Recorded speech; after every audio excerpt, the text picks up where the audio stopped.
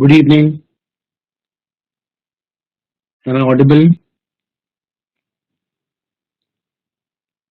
Okay. So today we plan to take up 2013 XAT paper. This also was a lengthy paper where you had to solve 30 questions in 1 hour. So you can start immediately. I'll give you the rights. There are a total of 30 questions which you have to solve in 1 hour. You can start. I'll start the discussion at around 10.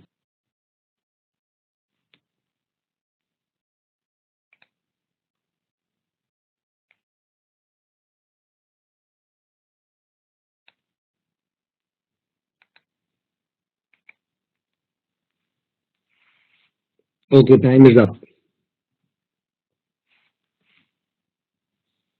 So let's see. 30 questions starting from question number one. He's given you two statements and he's asking you whether they can be induced or deduced. This is what he wants you to find out.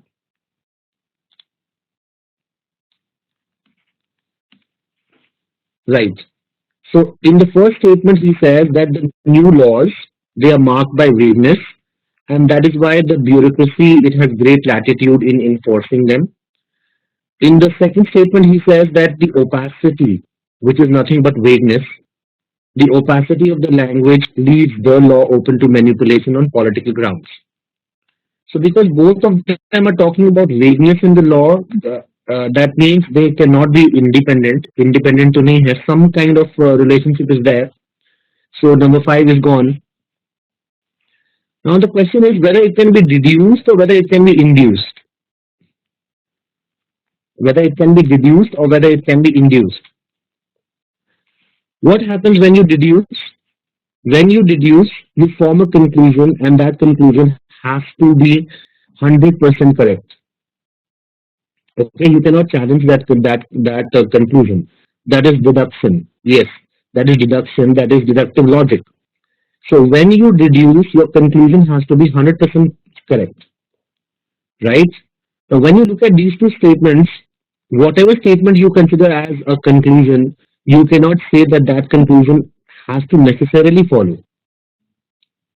You cannot say with certainty because it's quite possible that this law is some other law that they're talking about. It is not included in these laws. There is a possibility. So because you cannot say with 100% guarantee that one or the other is the conclusion, that is why number three and number four both are gone. It cannot be deduced. Yes, you can induce it. You can induce. When you induce, you form a conclusion, but your conclusion may not be 100% true. Okay. So based on that, answer for this question should be number one. Why it should be number one? Because statement number two seems to be more like a conclusion. Statement number one is giving you information about the new laws and telling you that they are vague. And based on that, in statement number two, you are forming a conclusion that a particular law is open to manipulation on political grounds. This may not necessarily be true. Okay, this may not necessarily be true. That is why we are using the expression induced. Statement 2 can be induced from statement number 1. Answer should be number 1 for question 1. Did you understand? Please repeat difference between induce and deduce. Nihar, we have completed everything and now you're asking me. Induce means inductive logic, induction. When you induce, what do? You form a conclusion from specific to whole. You move from specific to whole. You form a conclusion. But your conclusion may not necessarily be true. That is induce. Deduce also means deduce also means you form a conclusion, but your conclusion has to necessarily be true. Because when you deduce, you move from general to specific. You move from general information to specific information. That is why your conclusion has to necessarily be true. Deduce means the conclusion cannot be challenged. Yes. And induce means your conclusion can be challenged. You yourself cannot say with certainty that your conclusion is 100% true. There's a 50-50% chance. I think we have discussed these terms so many times during our sessions. And we have discussed these terms because I've been telling you now and then that they are favorite terms as far as that is concerned. That likes to use these terms like induce and deduce, induction and deduction, inductive and deductive. All mean the same. So, question number one answer is going to be one. If there is no doubt, I'll move to question number two. There are three statements rather, and you have to find out what is the answer. What have you marked? Voice, am I not audible? Am I audible to all of you? Okay, we audible. Yeah. So Siddhant, I think there was some issue at your with your connection. So there are three statements. He's trying to find out what is the relationship between these three statements. Statement number one is telling you that information should be freely available. This is what statement number one is trying to tell you. Statement number two is telling you the impediments to the free distribution of knowledge. What will stop the free distribution? And statement number three is telling you why it will be easier to distribute knowledge because of internet revolution, because of internet revolution and technology, making knowledge transfer. So knowledge transfer becomes cheaper. So the answer for this particular question, I think, should be number two. Statement number three is a facilitating condition for statement number one. I'm saying it is a facilitating condition, means if the things mentioned in number three happen, then whatever he's saying in number one, that any endeavor whose fruits should be freely available, that is what he wants.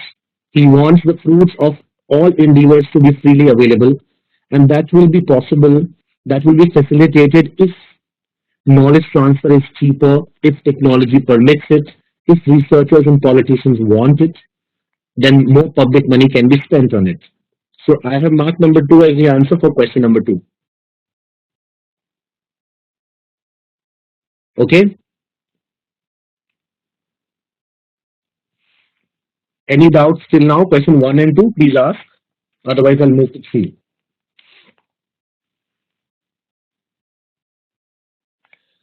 Okay. Three statements. In number one, he's telling you about business schools. Business schools, they are in a position to point out when an action that provides a benefit for an individual comes at a cost to society. Okay, they are at such a position, but in reality, they do not point it out. Now he says it is part of the malaise that has befallen the political debate on capitalism, which has been taken over by special interests and people who have no faith in real market-based system. So in number two, he's telling you that in capitalism, what is happening? The problem, the malaise, that means the problem. The problem in capitalism is that it has been taken over by special interest in people.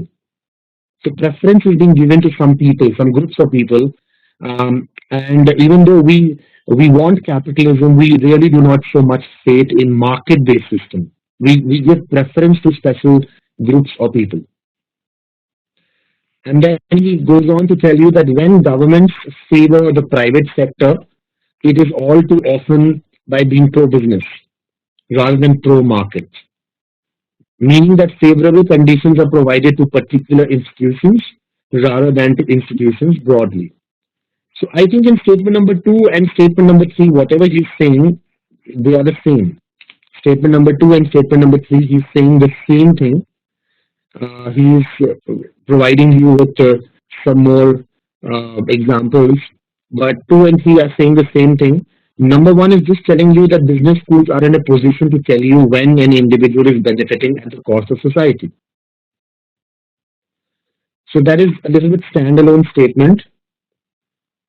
That is why for number three, if I have to select, I think the best answer will be three. Best answer will be three. Statements two and three may be dependent. We cannot say they are necessarily dependent. That will be too extreme. It may be dependent because both of them are trying to tell you the kind of capitalism that we have these days. It is not real market-based system that we see, but it's kind of more pro-business and not pro-market. So these two statements may be dependent. That is why C is the answer.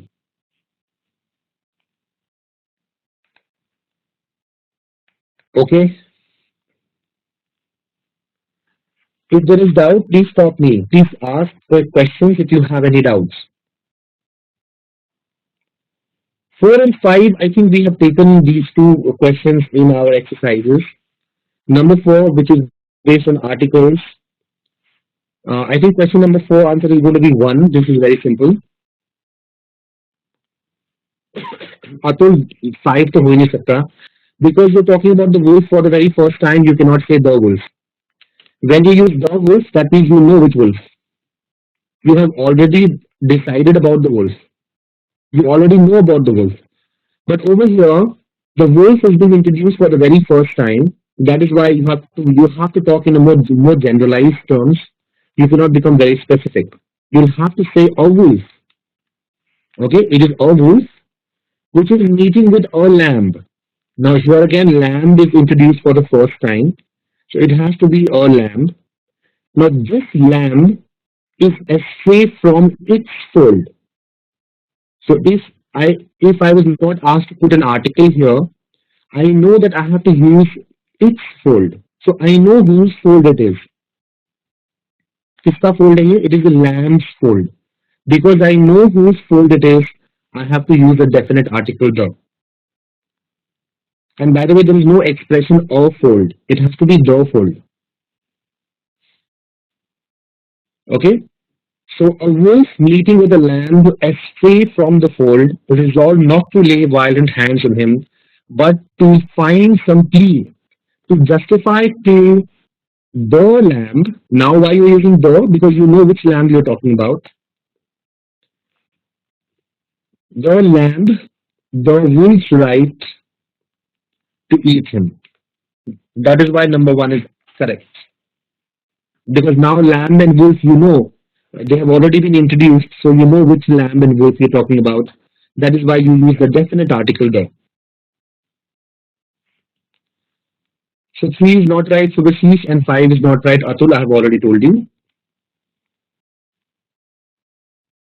Question number 5. Question number 5. Answer, again, I think we have done this also in the class. Answer should be 4. Number 4. Yes, a bat who fell upon the ground was caught by a weasel. Again, bat is being introduced for the first time, so it's bat. Weasel is being introduced for the first time, again. You don't fall upon a ground, you fall upon the ground. So you cannot use a ground, it should be the ground. A bat who fell upon the ground and was caught by a weasel pleaded to be spared his life. Now, we have to use the definite article for the weasel because we know who this is. The weasel refused, saying that he was by nature the enemy. Either you use the here or you use an enemy, but this option is not there. So you'll have to use the. He was by nature the enemy of all birds, right? The bat assured him that he was not a bird but a mouse, and thus was set free. So before.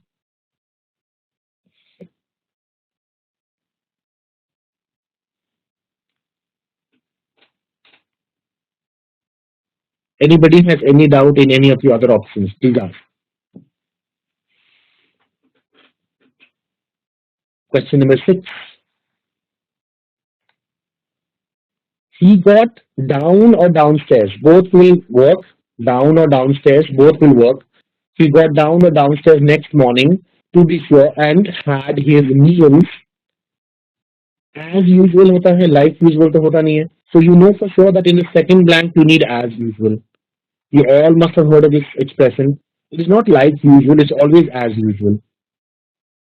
So all options that have like, they go. So 1, 4, and 5, they have gone. Okay? Though he ate a little, though he ate a little and had more, I am afraid, than his usual supply of rum, for he helped himself. He will help himself what?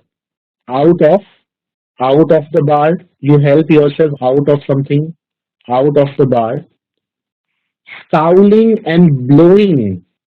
He will be blowing out his nose.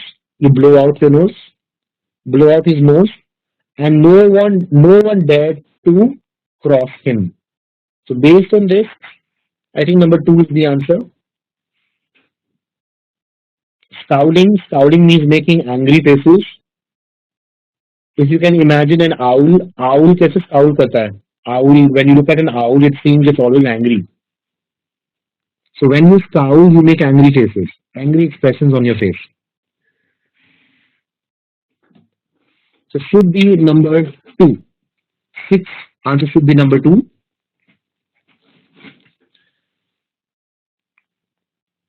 Now let's come to seven. There were, I think, two, three paragraphs that are jumbles, and they were easy. Number seven. Number seven, answer for question number seven should be two. It should be number two. You start by saying that my curiosity, in a sense, was stronger than my fear, for I could not remain where I was. But I crept back to the bank again, whence, sheltering my head behind a bush of broom, I might command the road before our door. So what did I do? I crept back to the bank again. This is the indication which tells you that after two, you have to have number one because you were creeping back to the bank again. So when you were scarcely in position, I was scarcely in position ere my enemies began to arrive. This ERE means before. Okay? I was scarcely in position before my enemies began to arrive. 7 or 8 of them running hard, their feet beating out of time along the road, and the man with the lantern some paces in front. Okay. Then after that, you require number three. You say that three men ran together hand in hand, and I made out even through the mist that the middleman of this trio was the blind beggar. How did I find out that it was the blind beggar? Because of his voice. So 2, 1, 3, 4 is going to be the arrangement of these sentences. ERE means before. ERE means before. I was scarcely in position ere my enemies began to arrive. That means before my enemies began to arrive. ERE, it means before.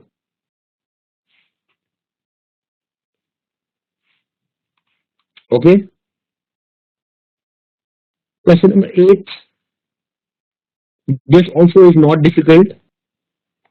Question number 8, answer is 3. No, 3. Atul, not 4. It should be number 3. You start with 2 and say, this quarrel was the saving of us, for while it was still raging, another sound came from the top of the hill on the side of the hamlet. And what was the sound? The tramp of horses galloping. So we were quarreling. We were quarreling, and while we were quarreling, we heard another sound. And what was that sound? The tramp of horses galloping. Okay? Now, when we heard the sound, almost at the same time, a pistol, a pistol shot, flash and report came from the hedge side. So we heard kind of two sounds simultaneously. First, the tramp of horses, and then we heard the sound of the pistol. After that, he said, and that was the signal of danger. So what was the last signal of danger? The pistol shot. For the Buccaneers turned at once and they ran, separating in every direction, one seaward along the coast, one slant across the hill, and so on, so that in half a minute not a sign of them remained but few. So only one of the Buccaneers, few remained, everybody else scattered, everybody else ran when they heard these two sounds. Number one, the tramp of horses galloping, and number two, the pistol shot. Why are we starting with this? Because otherwise, uh, how do you want to start? This quarrel does not have a reference point. Okay, this quarrel does not have a reference point. So whenever you use any pronoun and it does not have a reference point, then it can be a starting point. I've told you. So this is in a sense trying to say that while we were quarreling, it is the quarrel that saved us. Because when we were quarreling, we heard sounds.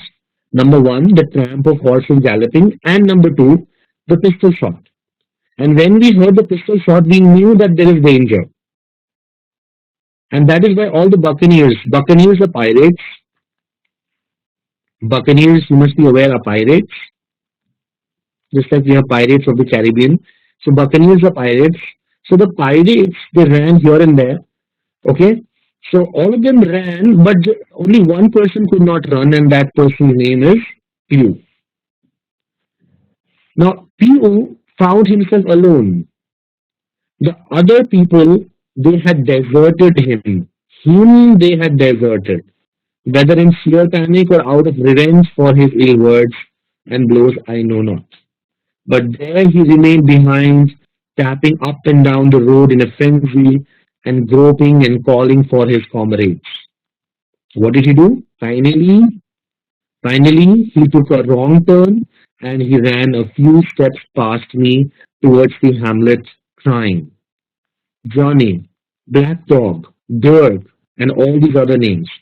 You won't leave old Pew, mates, not old Pew. So he's calling out to his friends by names.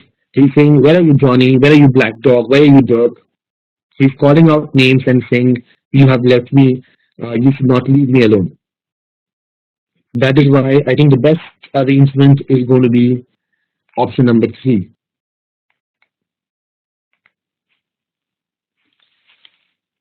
Anybody has any issue, please ask. Anyone? Till question number 8.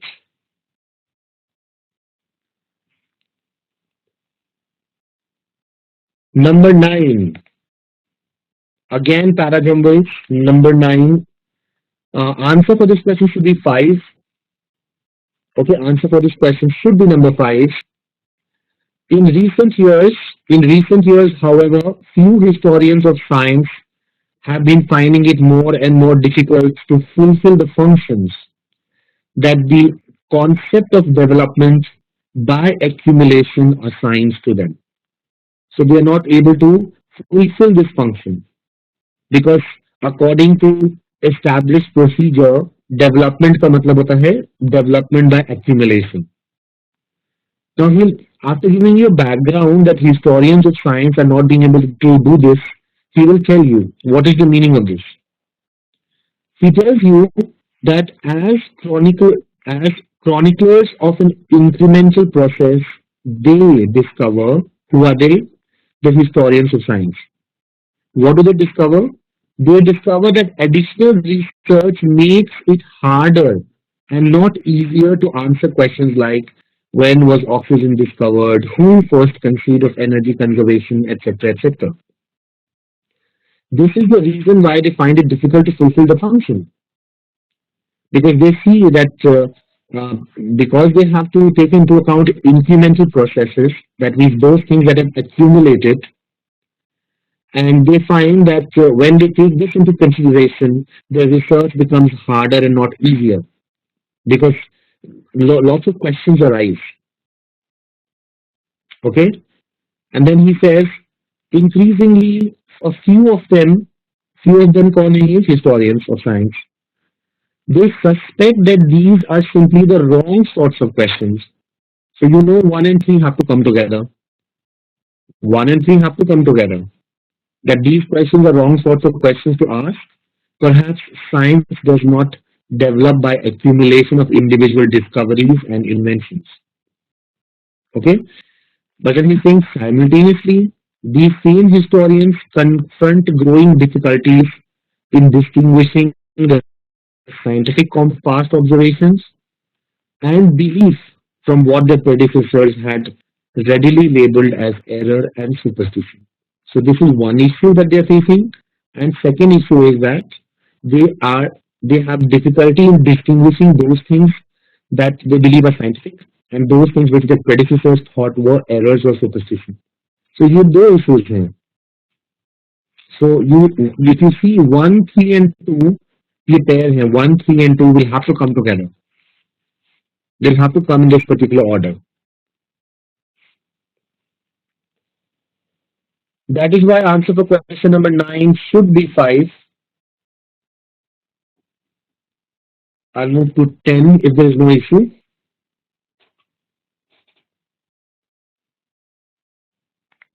Question number 10. Choose the best alternative which would replace the italicized part of the sentence. To be a great manager, to be a great manager requires strong interpersonal skills, the ability to think fast, and demands a can-do attitude. This is wrong. Uh,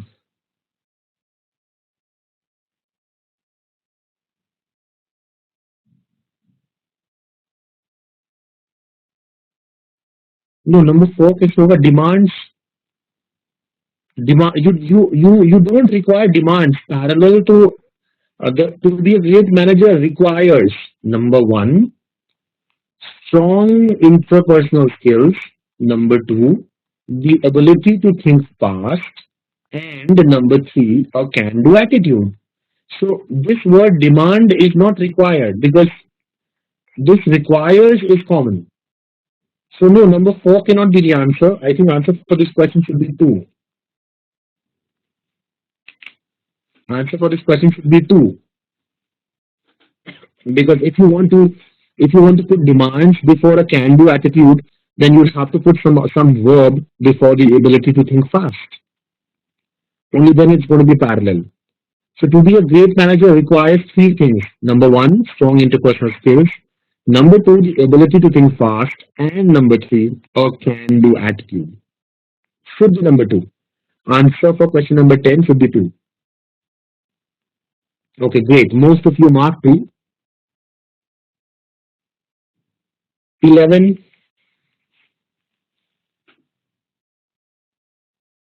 Ashish, if we use demand, should we if you use demands, if you want to keep these demands here, if you keep demands here, then before the second you have to insert one verb.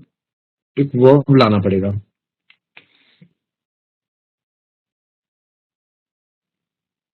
Okay, and you see this in number three. In number three, you see this.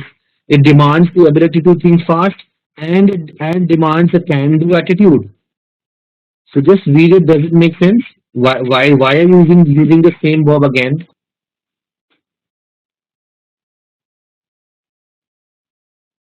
If you want to introduce a verb, you will introduce three different verbs, isn't it? If at all you want to keep it same, then why not make it common? That is what I'm trying to say.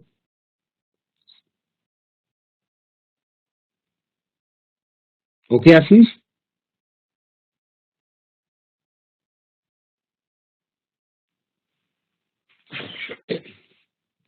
Do we need to use and? Yes, because it is the third item in the list. You have to use and and demands a can do attitude. वो भी ठीक हो सकता है, but for that you have to insert a verb before the second one. Now you have inserted a verb demands here, but problem is that demands यहाँ पे भी है और फिर demands यहाँ पे भी है. When you have such kind of things, don't you think it's better to make demand common? ये and से जुड़ा हुआ है, फिर यहाँ पे demand use करना, यहाँ पे demand use करना. What's the point? It's better to make it common. So this will not work. This verb is not going to work. Had it been some other verb, then this would have worked.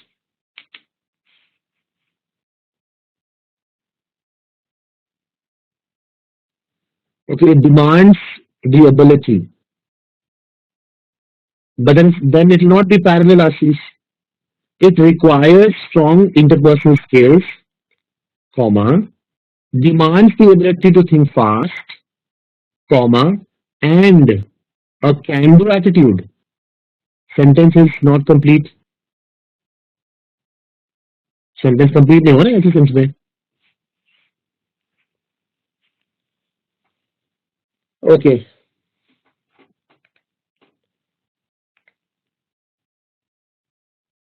I'll move to 11 if there's no issue. The tremendous insight of Einstein was that the passage of time does not appear to be the same while standing still as it does to a person traveling at a speed which is a significant fraction of the speed of light. Now, here I think there's a problem of comparison. You are saying the passage of time does not appear to be the same to whom? It does not appear to be the same to whom? किसको? While standing still. So over here, किसको appear नहीं हो रहा है? Who it will not appear? That person is missing. As it does to a person who is traveling at a speed which is a significant fraction of the speed of light. So I think you need to introduce a person here because you're comparing x and y. जैसे y को होता है वैसे x को होना चाहिए. So where is the x? Okay. So we need to introduce a person. I think number 2 will make sense. Yes, number 2. The tremendous insight of Einstein was that the passage of time does not appear to be the same to a person standing still as to a person traveling at a speed which is a significant fraction of the speed of light. Should be number 2.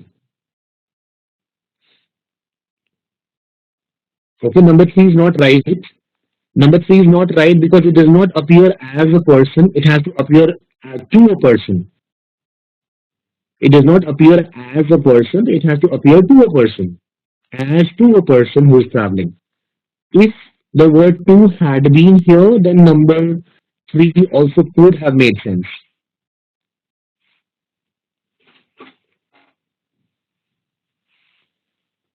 So 11 answer is going to be 2 for question number 11. And question number 12, let's check. Economic theory fails to explain the extent to which savings from personal income has shifted to short-term bonds, money market funds, and other near-term investments by the instability in the futures market. Subject verb agreement problem है यहाँ पे because you're talking about savings. Economic theory fails to explain the extent to which savings have shifted. Savings from blah blah blah have shifted to short-term bonds. So has is wrong. Answer for this question should be 4. Savings is plural. You require a plural verb have. Number 5 will not make sense because the meaning changes. Savings have shifted means it has been done in the normal course of business. And when you say savings have been shifted, then the implication is that somebody is deliberately doing it. So the meaning changes. The meaning changes. So let us not change the meaning. That is why number five will not make sense.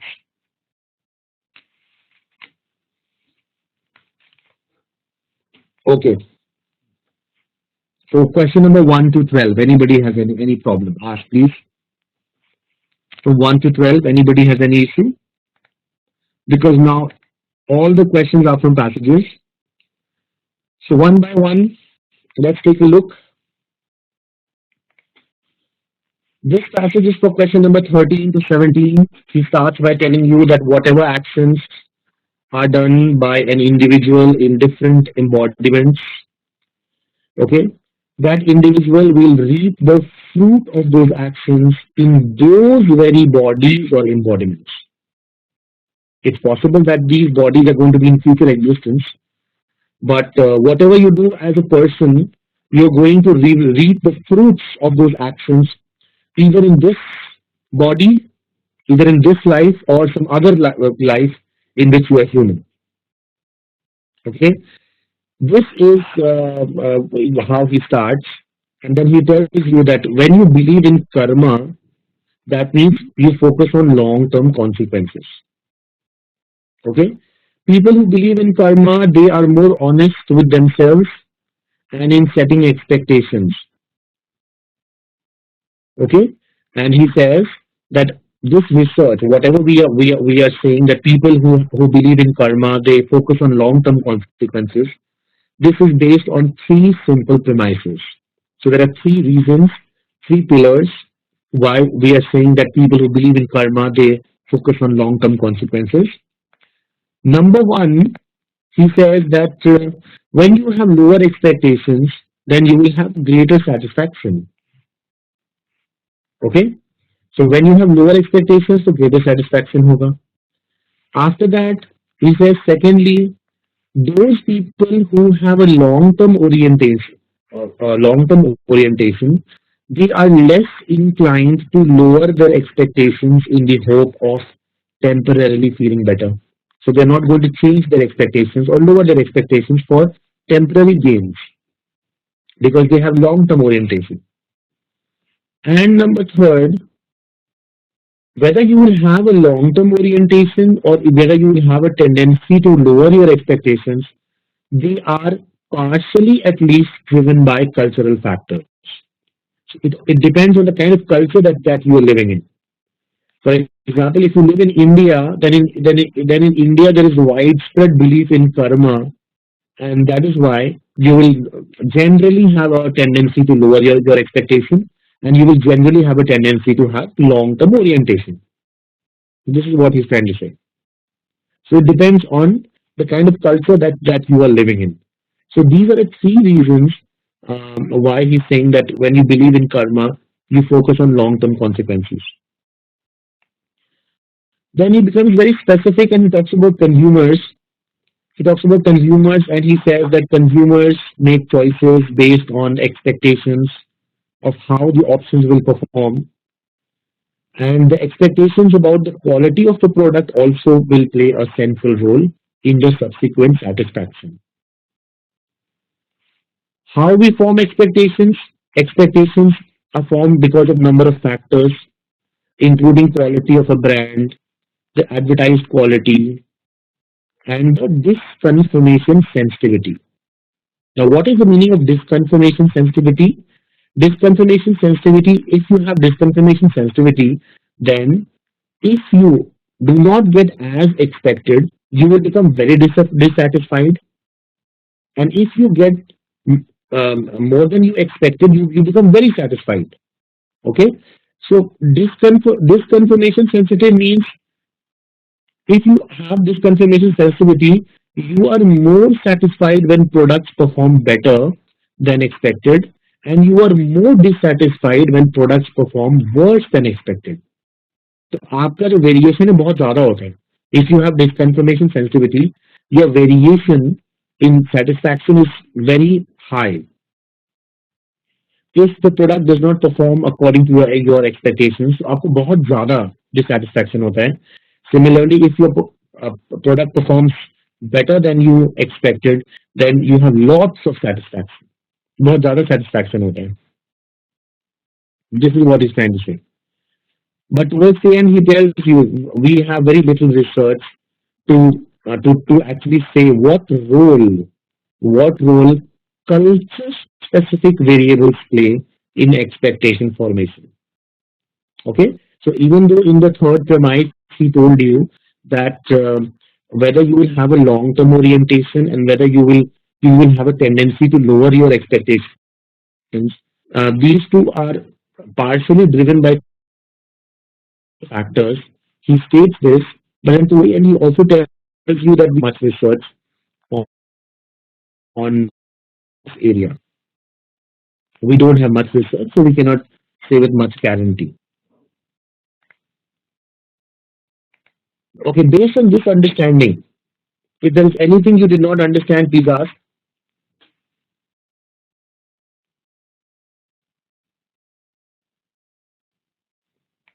Based on this understanding, question number 13 says future existences in the paragraph can refer to what?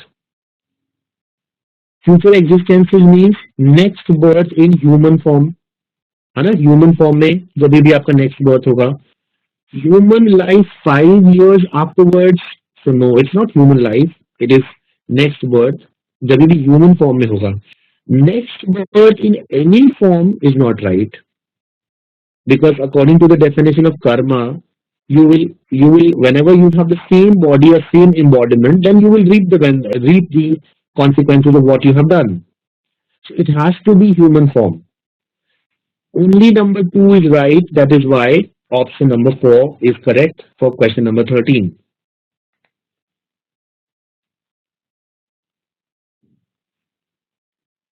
14. Consider the following assertion and conclusion. Assertion is the meaning of karma in the above passage. Refer to the first two lines in italics. उससे conclusion क्या है? There is a belief that long-term consequences are important. Then he says, the conclusion will always follow the assertion. The conclusion may follow the assertion. The conclusion may follow the assertion only if an individual lives long enough, and the conclusion cannot follow the assertion. I think number 2 is definitely true. The conclusion may follow the assertion because when you believe in karma, you have long-term orientation. You know that whatever actions you perform right now, you will reap the consequences in this form or in future forms, in future embodiments. Okay, so इसका मतलब क्या हुआ? Implication is that you have a belief in long-term consequences. If you believe in karma, then you believe in long-term consequences, isn't it? So number 2, the conclusion may follow the assertion to hai hai, but somehow I get the feeling that number 1 is also right, because the moment you believe in karma, that means you believe in long-term consequences. But when I mark number 1, problem hai ki fir, two very contradictory things. It will always follow and it may follow. That is why you mark 1.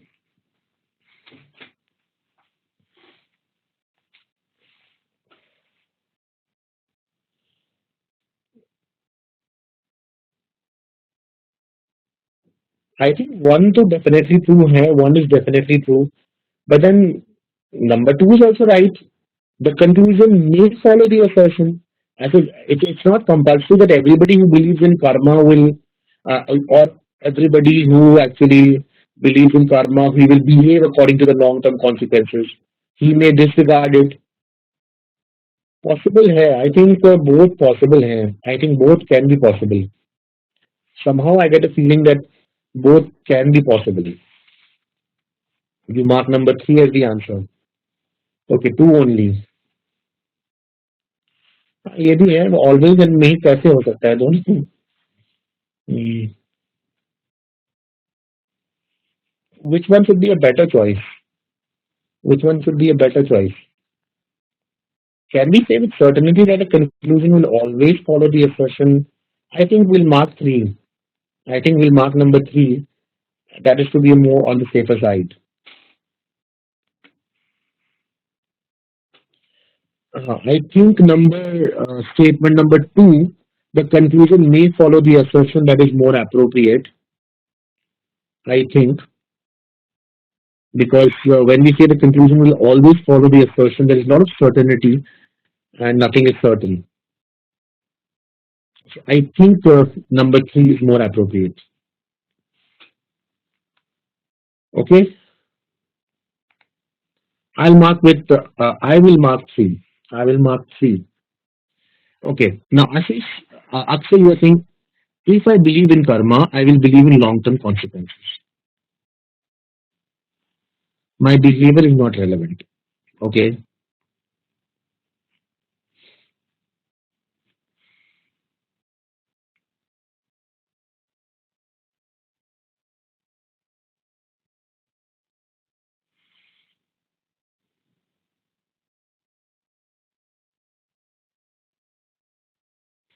that is also logical. What you're saying is logical. Behavior is not important. He's telling you that there has to be a belief and not behavior according to that belief. Logical, what you're saying is logical. Akshay, we'll have to change. We'll have to change the answer.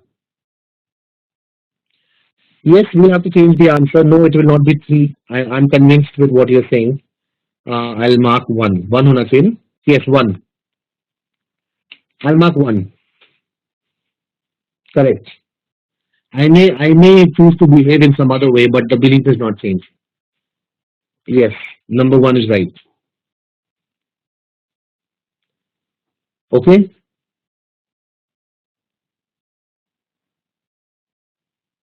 ठीक है. Okay. Hmm. I'll move to 15.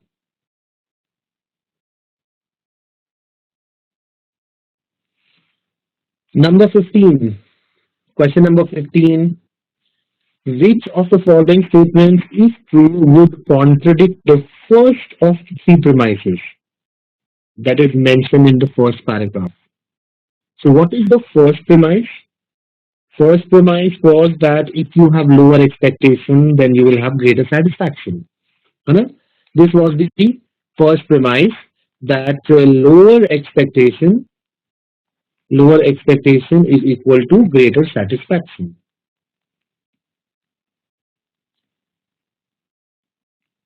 Now I need to contradict it. I need to prove this wrong. So somehow, if I can break this link between lower expectation and greater satisfaction, then I can prove it wrong. Yes, Subhashish, you are right when you say number three should be the answer. The moment I say the satisfaction depends on achievement and not on expectation, then I'm contradicting the first of the three premises. Satisfaction is not dependent on expectation, it depends on achievement. Yes, I am contradicting the first premise. Answer should be 3 for 15. Any other option you think can be right, please ask. Any other option we can check?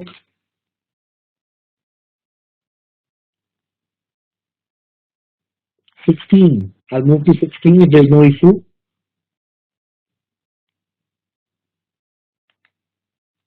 Read the statement carefully. Temporary feelings and law of karma are independent. No, they're not. They are not, because if you believe in law of karma, then according to this passage, you will not rely more on temporary feelings. So no, they are not independent. This is wrong. As per the theory of karma, temporary feelings would not lower the expectation. Yes. And number three, temporary feelings and law of karma are contradictory. Yes, they are. They are contradictory.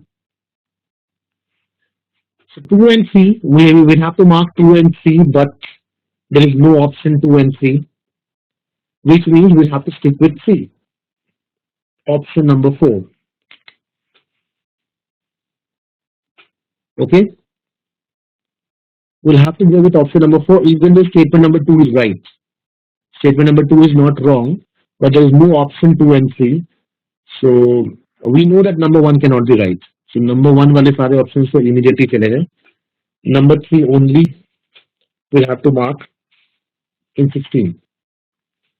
The problem is that in 2013, 14, 15, these years, even though there were many errors, बहुत सारे errors थे, people pointed out बहुत सारे errors है paper में, but they never issued any clarification. They never issued any official answer sheet, and that is why we find that some of the questions are very weird. In fact, there's one question in the passage where no answer is possible.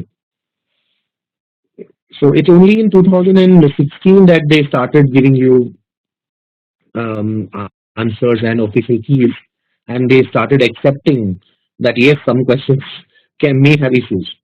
For example, in this question, we know that both 2 and 3 are correct, but we have no option. We have to mark 3 only. I mean, only word be problematic.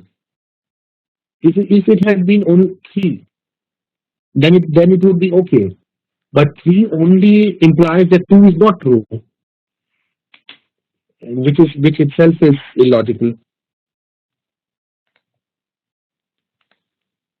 Okay, number 17. I'll move to question number 17. A manager went out to have dinner in a restaurant and found the food to be good. When asked to provide feedback on the quality of food, the manager rated the quality as excellent. What can be concluded from this? The manager does not believe in karma. The manager definitely has this confirmation sensitivity. नहीं अभी Subhashish, you don't know anything about his expectation. You don't know anything about his expectation. For disconfirmation sensitivity, you need to know what was his expectation. And if something performs better than the expectation, he's going to be very, very happy. If something performs lower than his expectation, he's going to be very, very dissatisfied. So, without information about his expectations, it is not possible to comment on the disconfirmation sensitivity of the manager. Answer should be 3. Okay? So, this is you mark 2. That is why. Should be number 3. He found the food to be good and he is commenting it as excellent. हाँ, ठीक है. So, how do you know what was his expectation? With what expectation did he go there? You don't know. When he went there, what happened? That is being told to you. But disconfirmation sensitivity means that you went with some expectation and some product, it performed more than your expectation or below your expectation. And that is when there is either too much satisfaction or too much dissatisfaction. So you need to know about his expectation, which is not there. That is why answer for 17 should be 3. Safest answer is 3. Okay. Next passage. If everything is clear till now, I'll move to next passage. Not a very difficult one because it talks about the scientist Enrico Fermi, and he tells you that Enrico Fermi, he could measure without instruments. He knew how to measure things without instruments. Okay? He had a well-developed knack for intuitive, even casual sounding measurements. He was very skilled in this area, measuring without instruments. He gives you the example of the first detonation of the atomic bomb that at the Trinity test site on this particular date. He tells you that people were making adjustments to the instruments to measure the yield of the blast, but Fermi was making confetti out of notebook paper. And what he did is, as the wind from the blast it began to blow, he dripped the confetti into the air and he observed how far back it was scattered by the blast. So what did he see? He took into account the farthest scattered pieces as being the peak of the pressure wave. And based on this, he concluded that the yield must be greater than 10 kilotons. So what did he do? He found out the outer range, and based on that, he's telling you the minimum range. Okay. So this is what Fermi was very good at. He was very good at measuring things without instruments, and in fact, when the instruments were actually used, then the final yield was determined to be 18.6 kilotons. So he was right. He says he told you that the yield would be greater than 10 kilotons, and it was found that it is 18.6 kilotons. He also tried to teach his students these kind of skills. He tried to teach his students how to approximate fanciful sounding quantities. For example, he would ask students to estimate the number of piano tuners, and then students would think of different ways.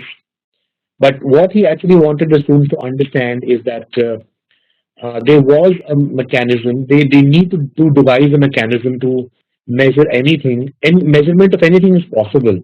He wanted them to figure out that they knew something about the quantity in question. कुछ ना कुछ तो पता है. So easy passage, not very difficult. Everything is very clear. No big terms used. Okay. Based on this, question number 18. Suppose you apply the same logic as Fermi applied to confetti. Which of the following statements would be the most appropriate? What have you marked? I think one होना चाहिए. One should be the answer. What did he do? What did he do? By looking at the maximum, he told you about the minimum. If you actually go back to the example, maximum जहां तक travel किया confetti ने, based on that he told you that the minimum yield is going to be 10 kilotons. So you calculate the minimum pressure inside the cooker by calculating the maximum distance traveled by any of its parts after it explodes. This is in consonance with what we just saw in the passage. Number one is right. Akshay, you are saying all the above conclusions can be drawn. No, it cannot be drawn. पहली बात तो है कि average and exact you cannot calculate. He did not calculate average and exact. He told you about the minimum pressure. So 2, 3, and 4 cannot be concluded.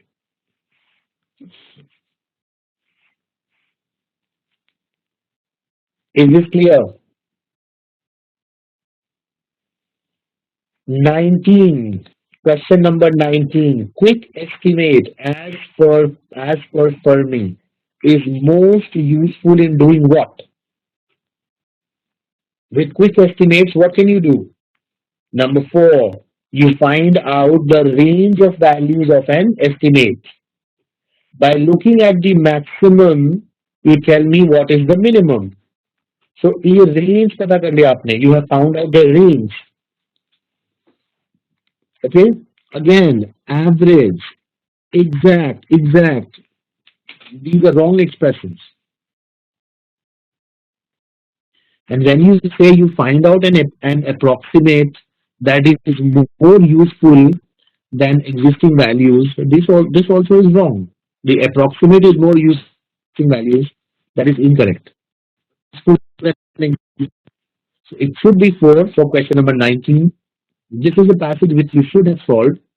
I don't know whether you have solved this or not. Number 20. Given below are some statements that attempt to capture the central idea of the passage. It is useful to estimate even when the exact answer is known. I don't think so. This is right. If the exact answer is known, then this passage is silent. Number 2 is right. It is possible to estimate any physical quantity. ये तो right है. Number 3, it is possible to estimate the number of units of a newly launched car that can be sold in a city. No, you cannot talk about exact quantity. You can talk about range. So यहाँ पे the number of units मतलब exact quantity है. You cannot measure exact quantity, you can probably talk about range. So number three is not possible. Fermi was a genius. This is an opinion that you may have. It is not the central idea. So only number two is right, which makes option number four is correct for question number 20.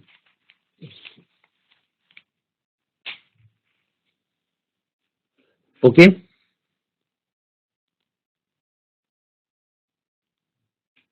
21. Read the statements. Which of the statements can be inferred? Atomic bomb detonation was a result of Fermi's Nobel Prize contribution. Of course not. Fermi's students respected him as a scientist. Can't say. We don't know. And the yields of atomic bomb can only be measured in kilotons. नहीं, ये भी नहीं कह सकते आप. You don't know. So none of them, none of them can be inferred. Should be number five. Okay. Anybody has any doubt till now? Please ask. Anybody has any question?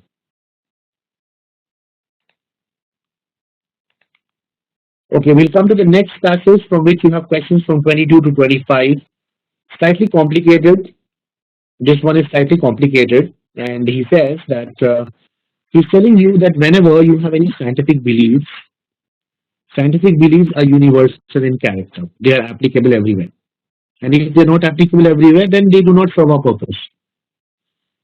Now, the moment you say that scientific beliefs are universal, it means that no matter how many instances we have found positive, there will always be an indefinite number of unexamined instances which may or may not also be positive. So when you say that something is universal, that means there is always a possibility that you have not examined something which may prove that belief wrong, which may or may not also be positive. Means there's always possibility of examples or instances which may prove that belief right or which may prove that that belief is not universal. Okay, so both chances are there. दोनों chances हैं. We have no good reason for supposing that any of these unexamined instances will be positive or it will be negative. So you know that there are lots of things which you have not examined. बहुत सारी चीजें हैं जो आ सकती हैं which you have not examined. However, you should not suppose that whatever is not examined will always prove something wrong or will always prove something right. So you should not assume this, and that is why you should not draw any kind of conclusion. इसीलिए beliefs become universal. When you say beliefs are universal, chances are always there that there would be some instances which will prove or disprove that belief, but you should not believe that whatever instances are present, they will necessarily be negative or positive. You should not draw any conclusion. But the moment you find a single negative instance, then it will be sufficient to prove that the belief is false. But till that time, you can safely assume that your belief is universal. Okay? So what does this mean? It means that we can deduce that a universal scientific belief is false. You can always say that a universal scientific belief is false. हमेशा गलत prove कर सकते हो. But you can never induce that a universal scientific belief is true. You can never say with certainty that universal scientific belief is true. Why?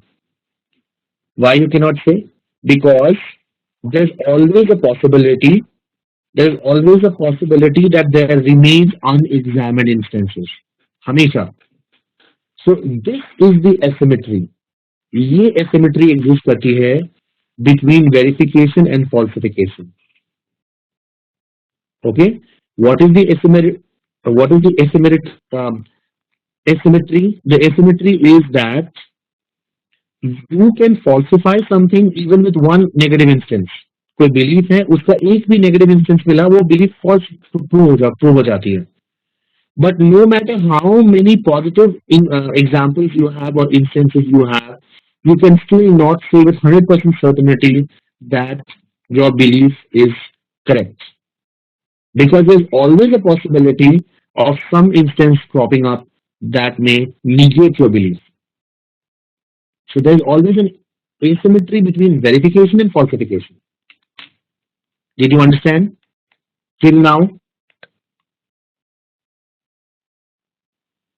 Now he makes it more complicated. Now he makes it more complicated.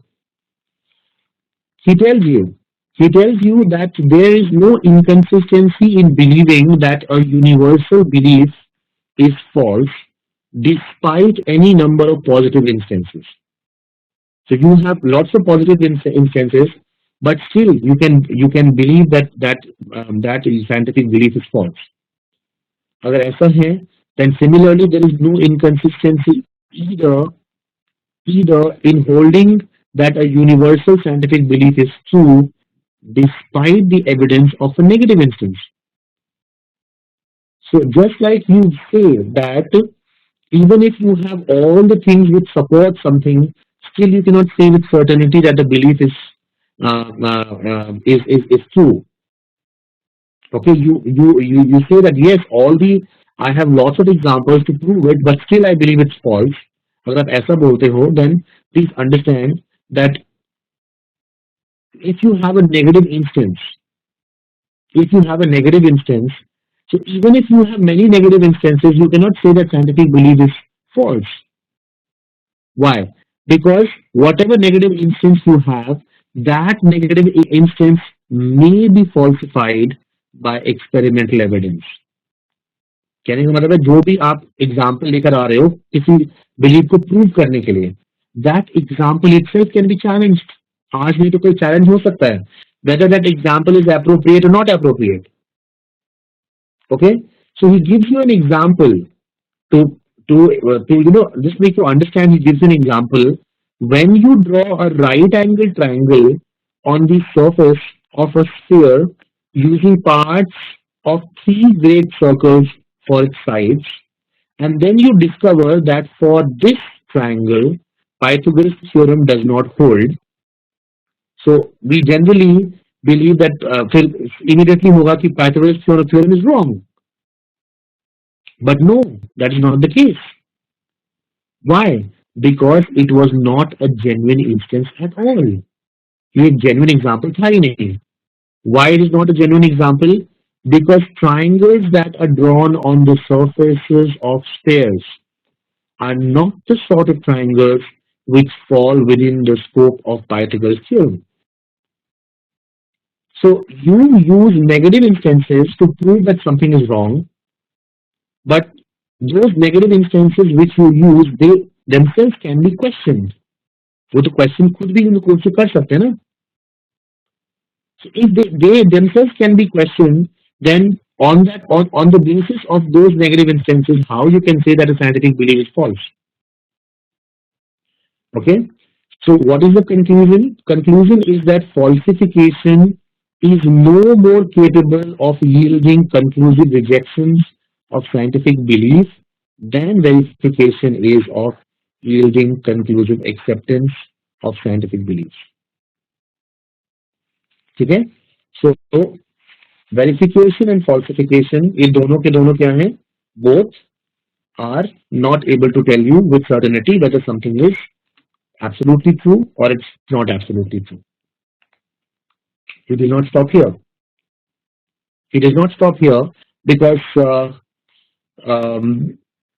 after that he is telling you about his reasoning. We should though, he says, just a minute. He says we should though resist this reasoning. Means whatever we have discussed right now in the second paragraph, we get the feeling that are not the author's opinion. That is somebody else's opinion, and he is saying that no, don't believe in this reasoning. Because according to the author, falsifications may not be conclusive, but nevertheless, it remains the case that in falsification, If we accept the falsifying claims, then to remain consistent, we must reject the falsified claims as well. Similarly, although verifications are also not conclusive, our acceptance or rejection of the verifying instances has no implications concerning the acceptance or rejection of the verified claims. So, what does this tell you? This tells you that the author believes that falsification, in a sense, has more certainty than verification. Yes, it's true that falsification may not be conclusive, but but still, falsification is holds more substance. It holds more power than verification. Okay, falsifying claims. Why he's saying this? Falsifying claims give us a good reason for rejecting a scientific belief, but verifying claims, even when they are accepted, they do not give us a good or appropriate reason for accepting any scientific belief. That is the reason why he believes that falsifications are better than verifications. Okay, this is the belief of the particular author. So he has written this in a very complicated way. I don't know how many of you saw this passage, but please take a look if there is anything that you did not understand. Yes, it was a passage that you should have left. In this short time, I think it was a passage that you should have left. But if there's anybody who has attempted it, I'll very quickly also discuss the questions. According to Popper, the statement that scientific beliefs are universal in character means what? It means number four. The moment he says scientific beliefs are universal, implication is that we can conclude that a scientific belief is false, but we cannot say with certainty that it is true. Yes, should be number four. No other answer is possible.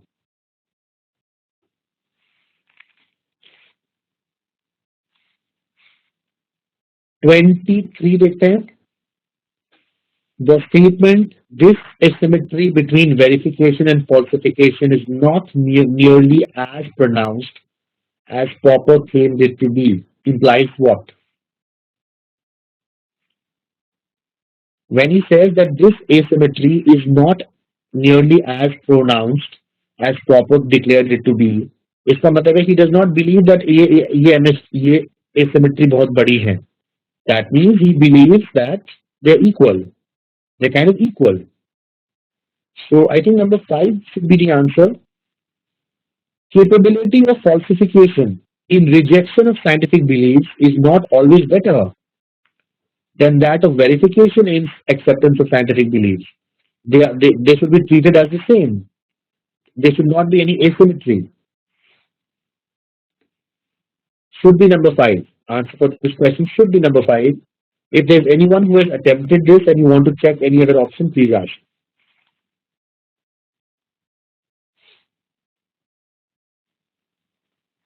24 and 25 also from this passage, it says, with which of the following statements would the author agree the most?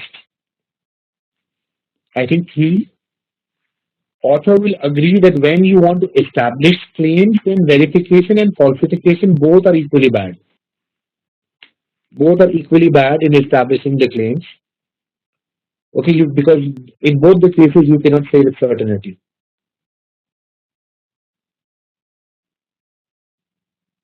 Should be number 3.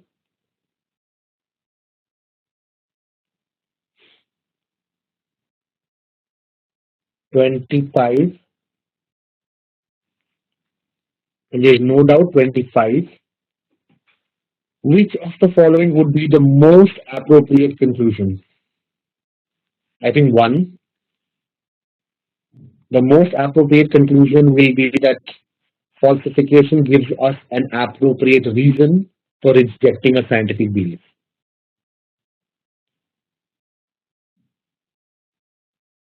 I think no other answer is possible. Other conclusions also can be there, but from the options, no other answer is possible. Only number one can be concluded because this is what author is trying to say. That falsification gives us an appropriate reason for rejecting a scientific belief. Should be one for 25.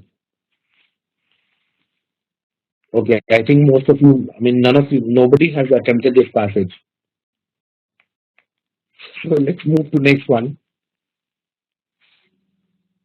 Next one. Next passage, last passage, question number 26 to 30. What did he say?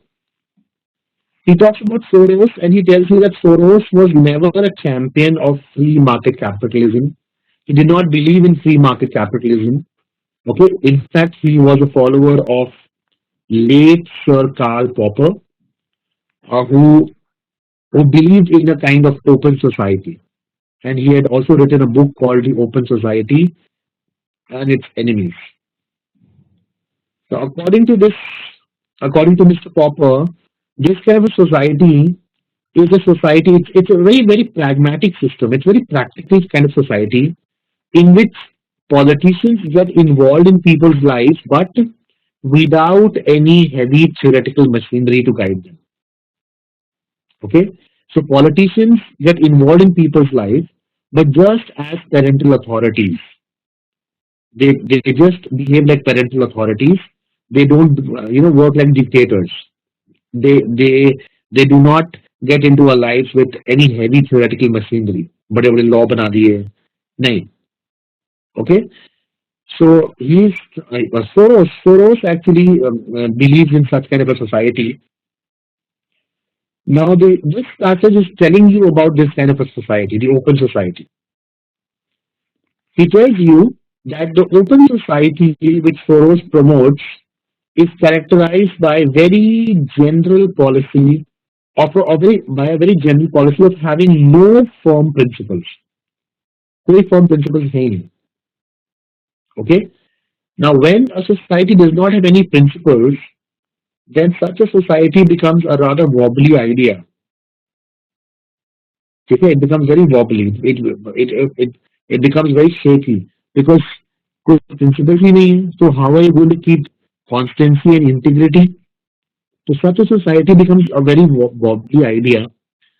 Um, since even what Popper himself regarded as central to all human thinking, which is critical rationalism, it may be undermined by the openness of the open society.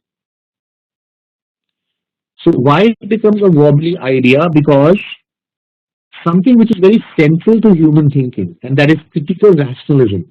The belief that we humans, we are rational and we can think critically, this belief is undermined when you have no principles, when you have no firm principles. Okay?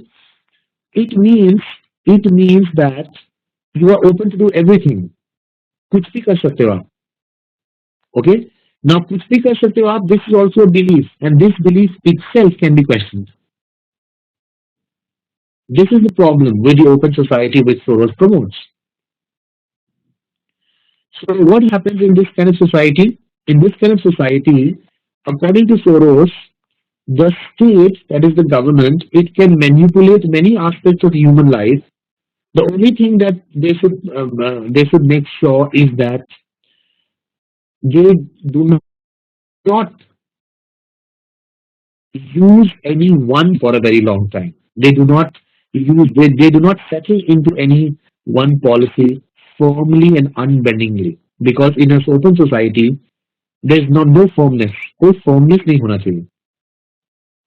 So government can manipulate everything, but whatever policy they are applying, those policies should not become firm. Those policies should be open. They should be open to change. Okay, so this is the kind of society which he believes, and why he believes in such kind of an open society, because because Soros distrusts capitalism. He does not believe in the neoclassical economics.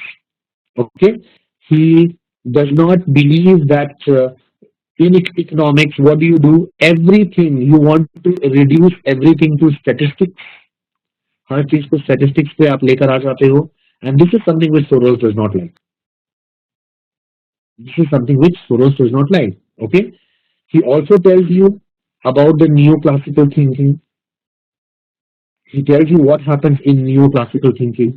In neoclassical thinking, people believe there is a belief that human society operates according to laws, and these laws are very much similar to the physical laws that govern the universe. Okay, this is the kind of neoclassical belief. And this is the belief of neoclassical economics also, that some kind of laws are there. Some kind of laws are there, and everything is going to behave according to those laws. And Soros believes that no, this is not true. He believes in an open society. He believes that no law should be fixed. कुछ भी fixed नहीं होना चाहिए. Okay. Now, problem is that yes, Soros is kind of um, uh, when he says that yes, new classical economics it actually believes in laws being fixed. He's kind of right. Laws are not fixed, but that does not mean that he can question the entire subject economics, because there are people in the economics field. There are economists who do not take the deterministic lawfulness of economic science literally. Okay, what is the meaning of this? The meaning is that there are people in the economics field who do not believe that everything has to work according to fixed laws. नहीं, there are many people who believe that um, कोई भी एक चीज कोई भी cause एक cause है उसका एक ही इफेक्ट है ऐसा जरूरी नहीं है. बहुत सारे इफेक्ट हो सकते हैं, बहुत सारे कॉजेज हो सकते हैं. Okay, so there is no fixed law. There is no fixed law. This is the problem of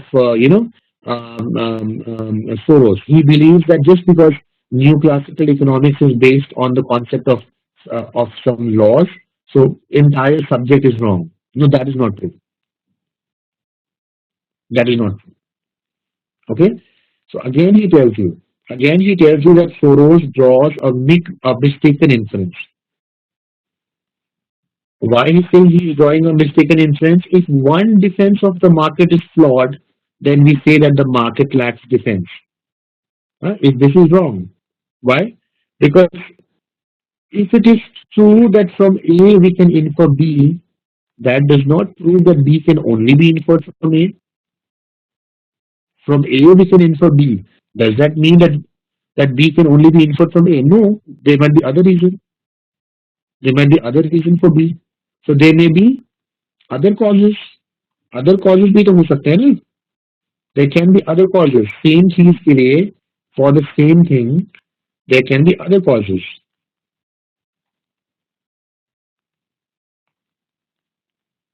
This is what is wrong with Soros. So this is in a nutshell what he's trying to say.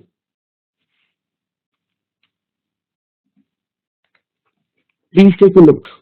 Please take a look. If you did not understand any part, anything that you did not understand, you need not understand word by word, but excuse me. If you understand the context, I think that is sufficient. Based on this, number 26, this one is dicey. As per the paragraph, the author believes what? The problem is no answer is possible. The author believes that the free market capitalism can be explained using neoclassical economics. No. Author believes that neoclassical economics does not address the ideal of free market system. No. Author believes that free market capitalism and open society are not different. ये भी नहीं है. Author believes that free market capitalism and laissez-faire मतलब complete freedom, they are not different. Again, we don't know anything about this, so this is gone. And then number five, the technical underpinning of neoclassical economics can address the idea of laissez-faire. Again, can't say. So no answer is possible. No answer is possible in this particular question. So I think there's something wrong in this particular question, but we have no response from that.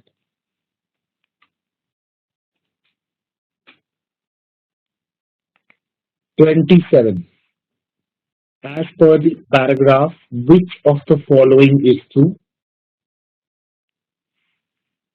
Number four, I believe, is right. As per this paragraph, the laws of economics are not capable of explaining human nature completely. There are lots of things, there can be lots of causes. So, not everything is dependent on economics, not everything is dependent on fixed laws. Should be number four. If you have issue with any option, please ask. I think you have not attempted this passage, many of you. 28. 28. According to the author, this one was easy. According to the author, George Soros believes in state intervention provided it does not remain static. Static नहीं है तो फिर intervention हो सकता है. Okay. So number three is going to be right for question number 28. 29. According to the author, which of the following statement could be true about critical rationalism?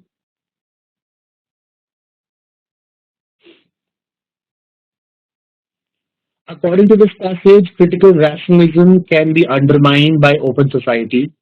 है ना, ये ऐसे बोलता है वो. He tells you that in an open society, critical rationalism is undermined. I think none of them none of them is true. कोई भी true नहीं है. Because he's telling you what ideas of critical rationalism do. Whereas according to this passage, critical rationalism is undermined in an open society. So 1, 2, 3, 4 कोई भी पांच possible नहीं है. You have to mark number 5 and number 3. That's 30.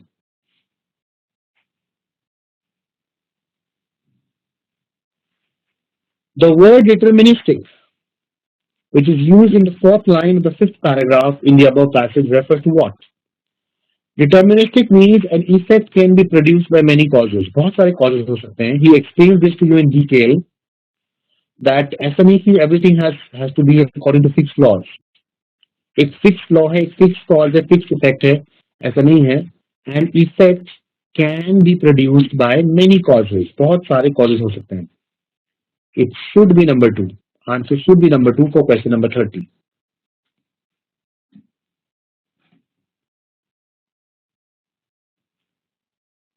Please take a look. I have told you all the answers from 1 to 13. Quickly go through this passage or quickly go through this paper. If there is any clarification that you require, please ask. Please ask. Anything that you did not understand. 2013, what was the cutoff? Cutoff 8-9 के आसपास ही रहता है. I think 8-9 के आसपास ही होगा. I'm not very sure, but I don't think it was more than 8 or 9. Now slowly they're increasing the cutoff because now slowly the number of the difficulty level of the questions also is decreasing. The length is also decreasing. The difficulty level also is decreasing.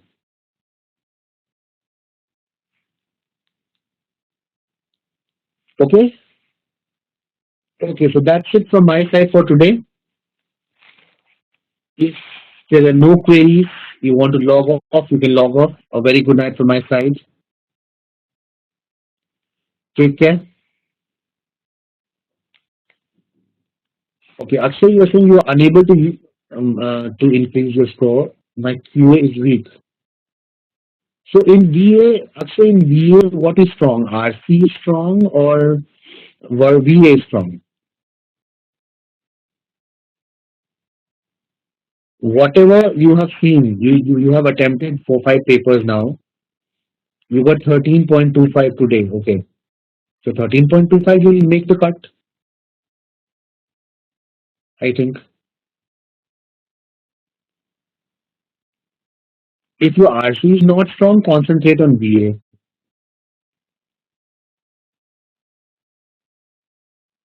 13.25 is a good score actually. You have taken into account negative marks also. Yes, it's a good score. So why are you saying you're not performing well?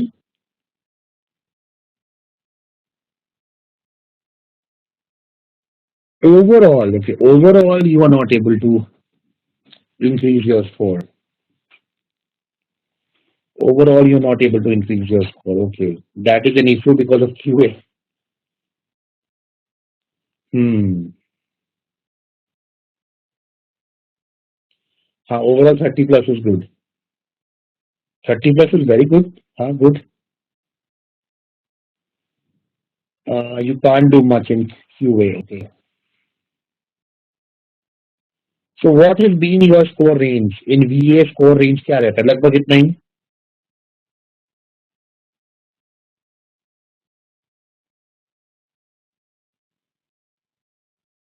Or did you see some good scores in 2017? Because in all probability, because in all probability, 2018 paper is going to be in the patterns of 2017. So it's not going to be very as difficult as the papers that we have solved here. It's going to be like 2000, like 2017.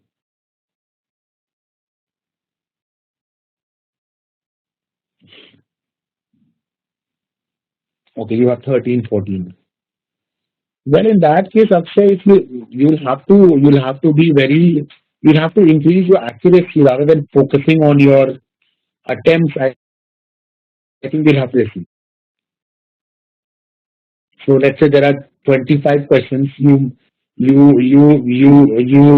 attempt 20, and out of those 20, you need to get, let's say, 17, 18 correct. That is the only way in which you can improve your score. Right now, probably you are attempting more number of questions and not focusing much on accuracy. Okay, so try to decrease your attempts. Try to decrease your attempts and try to increase your accuracy. That is how you can improve your score. Today you had 14 correct and you had 3 wrong. Okay, so you had 17 attempts. 17 attempts in 1 hour.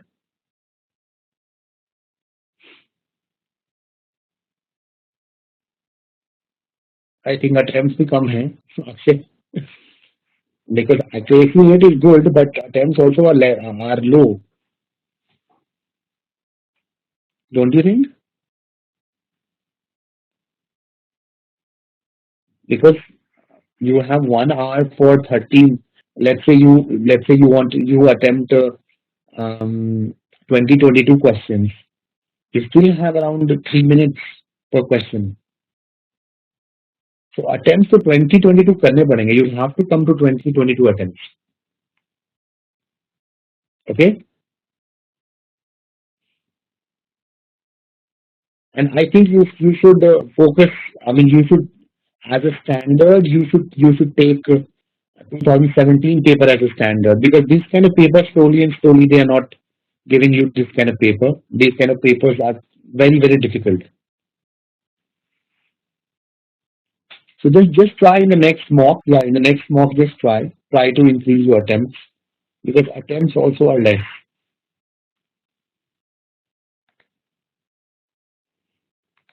Okay, so I'll end the session. Right. Take care. Good night. A very happy New Year to you. Take care.